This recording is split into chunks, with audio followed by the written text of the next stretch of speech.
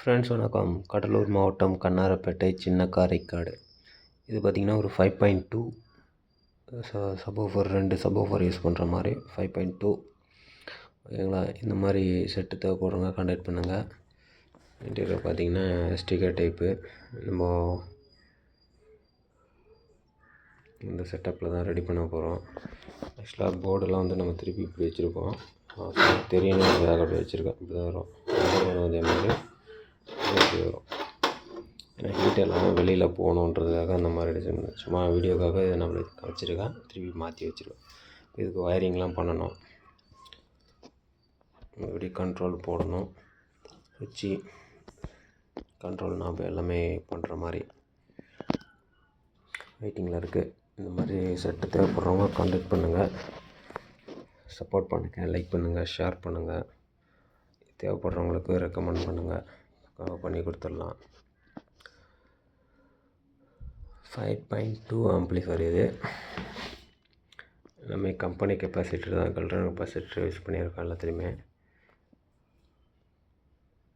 SDK வந்து நம்ம customised பண்ணுறதுனால நம்பர் நம்ம மறைச்சி வச்சுருக்கோம்.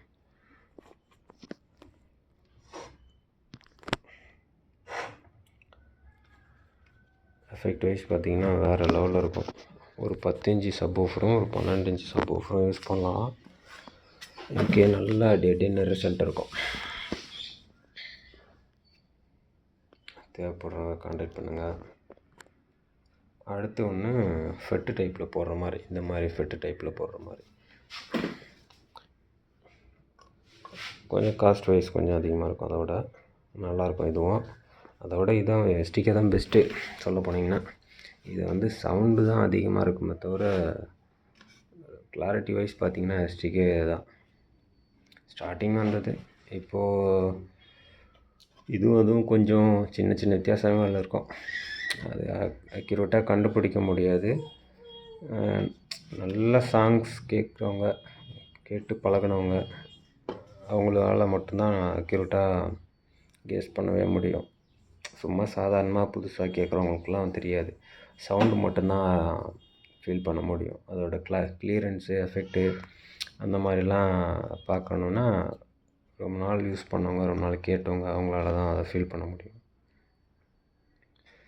பாட்டு கேட்டுக்கிட்டே இருக்கிறவங்க, அந்த துல்லியமாக பாட்டு கேட்குறவங்க, மைல்டாக கேட்குறவங்க, சிலர்லாம் பாட்டு கேட்பாங்க, சும்மா பாட்டு ஒரு பக்கம் ஓடிட்டுருக்கோம், அவங்க ஏதோ ஒரு வேலை பார்த்துட்ருப்பாங்க. அந்த மாதிரி இருக்கா.